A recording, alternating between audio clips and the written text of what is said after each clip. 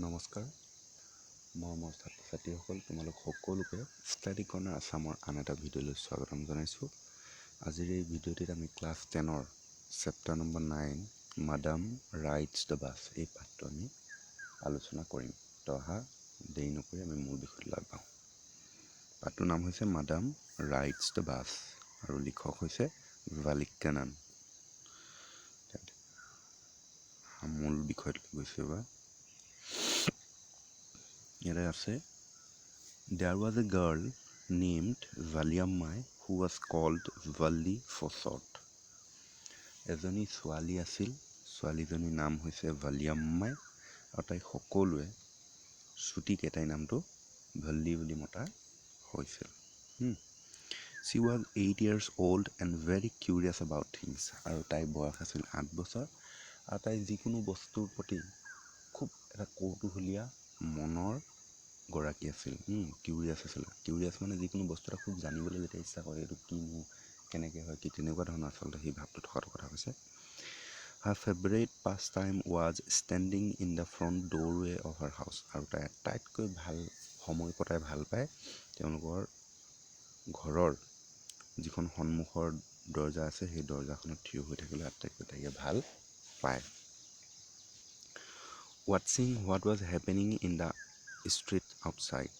আৰু তাইয়ে সেই দৰ্জামুখত থিয় হৈ লৈ পিনি বাহিৰত কি হৈ আছে, বাহিৰৰ যিটো ৰাস্তা ষ্ট্ৰীট আছে সেই ৰাস্তাত কি হৈ আছে সেইখিনি চাই থাকিলে পিনি তাই আটাইতকৈ ভাল পায়। There were no playmates of her own age on her street and this was about all she had to do.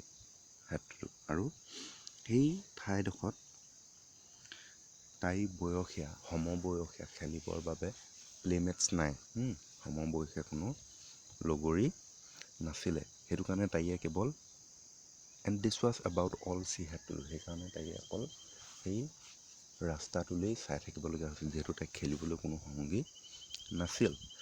But for Valli, standing at the front door was every bit as enjoyable as any of the elaborate games other children played. কিন্তু তাই যে সেই front ডোৰ সন্মুখৰ দৰ্জাখনত যে থিয় হৈ থাকে, সেই থিয় হৈ থকাটো কিন্তু এনেই বাকী চিলড্ৰেনবিলাকে খেলিলে যিমান এনজয় পায়, যিমান উপভোগ কৰে, যিমান শান্তি পায়, সেই তেনেকেই কিন্তু তাইয়ে সেই ঠাইডোখৰত সেই দৰ্জামুখত থিয় হৈ থাকিলে পিনি সেই ৰাস্তালৈ চাই লৈ পিনি কিন্তু তাই সিমানেই এনজয় পায়, সিমানেই আনন্দ পায়। Watching the street gave her many new unusual experiences. আৰু সেই ৰাস্তাটোলৈ চাই থকাটো, ৱাটছিং দ্য ষ্ট্ৰীট ৰাস্তাটোলৈ চাই থাকিলৈ গেভ হাৰ মেনি নিউ আনইউজুৱেল এক্সপিৰিয়েঞ্চ, ৰাস্তা চাই থকাটো তাইক বিভিন্ন ধৰণৰ নতুন নতুন কিছুমান অভিজ্ঞতা প্ৰদান কৰে, নতুন নতুন অভিজ্ঞতা পায় ৰাস্তালৈ চাই থাকিলে।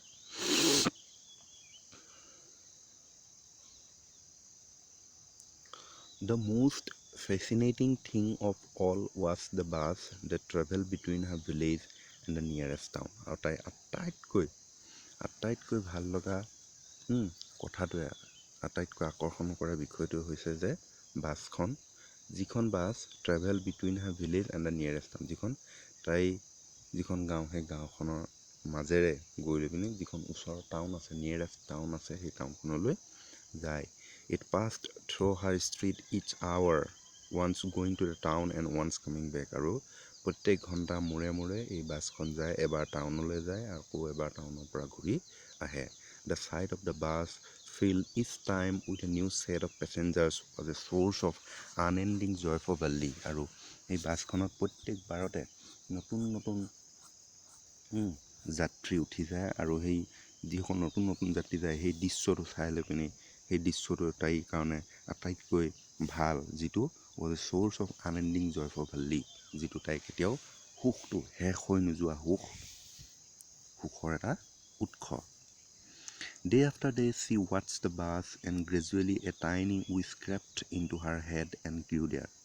Day after day, দিনৰ পাছত দিন, প্ৰত্যেক দিনাই তাৰমানে she watched the bus, তাইয়ে সেই বাছখনলৈ চাই থাকিছিল। And gradually a tiny wish crept into her head and grew there. আৰু ক্ৰমান্বয়ে লাহে লাহে এটা সৰু এটা আশা এটা তাইৰ মনত, তাইৰ মগজুত বগাবলৈ ধৰিলে, আহিবলৈ ধৰিলে, এণ্ড গ্ৰিউ দে, আৰু তাত ক্ৰমান্বয়ে তাৰ মগজুৰ ভিতৰতে বাঢ়ি যাবলৈ ধৰিলে। She wanted to ride on that bus, তাইয়ে সেই বাছখনত উঠিবলৈ বিচাৰিছিলে। ইভেন ইফ জাষ্ট ওৱান্স, এবাৰ হ'লেও তাইয়ে, লাগিলে এবাৰেই হওক, কিন্তু তাইয়ে উঠিবলৈ ইচ্ছা কৰিছিল। This wish became stronger and stronger until it was an overwhelming desire, আৰু সেই উইচটো, তাই যিটো আশা, সেই আশাটো ক্ৰমান্বয়ে শক্তিশালী হৈ যাব ধৰিলে, তাৰমানে বেছি প্ৰকোপটো বাঢ়িবলৈ ধৰিলে, তাই বেছিকৈ আশাটো বেছিকৈ জাগি উঠিব ধৰিলে। Valley would stare wistfully at the people who got on or off the bus when it stopped at the street corner, আৰু সেই বাছখন যেতিয়া ৰাস্তাটো এটা চুকত ৰখাওঁতে যেতিয়া তাত কিছুমান যিসকল যাত্ৰীবাহী নামে আৰু উঠে, সেইবিলাক তাই খুব লাগি চাই থাকে, খুব ডিজায়াৰলি, খুব লংগিংলি বুলি কৈছে, উইচফুলি মানে খুব ইচ্ছাৰে চাই থাকে। The faces would kindle in her longings, dreams and hopes, আৰু তেওঁলোকৰ যি ফেচ, সেই মুখখনত দেখিবলৈ পোৱা যায় তেওঁলোকৰ কিছুমান আশা ভৰসা সপোন ডিজায়াৰ, এইখিনি তেওঁলোকৰ মুখখনত ফুটি উঠে। If one of her friends happened to ride the bus and try to describe the sights of the town to her, Valley would be too jealous to listen and would shout in English, proud, proud.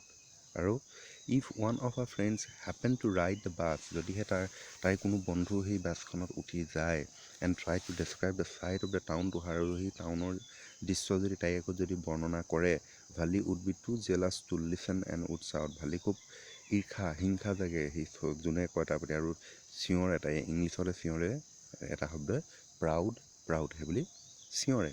Neither she nor her friends really understood the meaning of the word, কিন্তু যিটো শব্দ কয় proud proud বুলি, সেই শব্দটোৰ অৰ্থ আনকি তাইও বুজি নাপায়, আৰু লগতে তাই যি বন্ধুবৰ্গ আছে, হাৰ ফ্ৰেণ্ডছ, বান্ধৱীবোৰেও বুজি নাপায় প্ৰকৃত অৰ্থ কি সেই শব্দটো। But they use it often as a slang expression of a disapproval, কিন্তু তেওঁলোকে প্ৰায়ে এই শব্দটো কোনো যেতিয়া অমান্তি হয়, কিছু কথা ডিছএপ্ৰুভেল হয়, তেতিয়া তেওঁলোকে অলপ স্লেং এক্সপ্ৰেছনত অকণমান বেয়া শব্দ টাইপৰ তেনেকৈ ইউজ কৰে।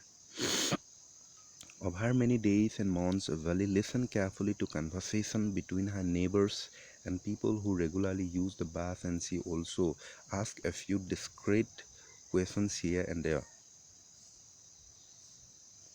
ইয়াতে কৈছে যে over many days and months, Valley listened carefully to conversation between her neighbors and people. আৰু বহু দিন ধৰি, বহু মাহৰ ধৰি ভালিয়ে এই যেতিয়া তাইৰ ঘৰৰ কাষৰ নেইবাৰ্ছ, কোনো ওচৰ চুবুৰীয়া বা মানুহবিলাকত যায়, সেই মানুহবিলাকতে যে কথা পাতি থাকে, বাছত যোৱাৰ কথা পাতি থাকে, সেই কথাবিলাক খুব তাইয়ে সাৱধানে সেই সিহঁতৰ কথা বতৰাবিলাকত শুনি থাকে। হু ৰেগুলাৰলি ইউজ দ্য বাছ, যিসকলে প্ৰত্যেক দিনাই সেই বাছখন ইউজ কৰে বা বাছখনত যায়। And she also' ask a few discreet questions here and there, আৰু তাইয়ে কেতিয়াবা মাজে মাজে কি কৈছে, কিছুমান সেই বাছখনৰ ওপৰত কিছুমান সাৱধান কিছুমান কুৱেশ্যনো সুধিছে, প্ৰশ্ন কিছুমানো সুধিছে। This way she pick up various small details about the bus journey, আৰু তেনেকৈয়ে তাইয়ে সেই বাছখনৰ যাত্ৰা কৰিবৰ বাবে কিছুমান সৰু সৰু বা কিছুমান প্ৰশ্ন, ভেৰিয়াছ স্মল ডিটেইলছ কিছুমান যুগুত কৰিছে, কিছুমান তথ্য যুগুত কৰিলে। The town was 6 miles from her village, আৰু সেই টাউনখন তাই গাঁৱৰ পৰা 6 কিলোমিটাৰ দূৰত। The fare was 30 paise one way, আৰু যাবৰ বাবে ভাড়া কিমান লাগে বুলি কৈছে, 30 পইচা লাগে ফেয়াৰটো। Which is almost nothing at all, যিটো নহয় আৰু বেছি নহয় আৰু, নাথিং এট অল, কিমাননো তেনেকৈ বুলি কৈছে আৰু। She heard one well dressed man say but two ভালি, সেই কথাষাৰ শুনিছিলে তাই এজন মানুহে কোৱা, ৱেল ড্ৰেছ পিন্ধা, খুব ভাল কাপোৰ কানি পিন্ধা মানুহ এজনক আছে, যে এই টাউনলৈ যাবৰ বাবে 30 পইচাহে লাগে, সেইটোনো কি পইচা, তেনেকৈ বুলি কৈছে তাৰমানে। কিন্তু চি হাৰ্ড ওৱান, সেই কথাষাৰ সেই ভাল কাপোৰ পিন্ধা মানুহ এজনৰ পৰা শুনিলে। বাট টু ভালি, কিন্তু ভালিৰ বাবে, who scarcely saw' that much money from one month to the next it seem a fortune, তাইয়ে কিন্তু এমাহৰ পৰা ইমাহলৈ কিন্তু সেই পইচাটো কেতিয়াবাহে দেখিবলৈ পায়, আজি 30 পইচা, তাৰমানে তাই নাথাকেই 30 পইচা, তাইৰ কাৰণে বহুত।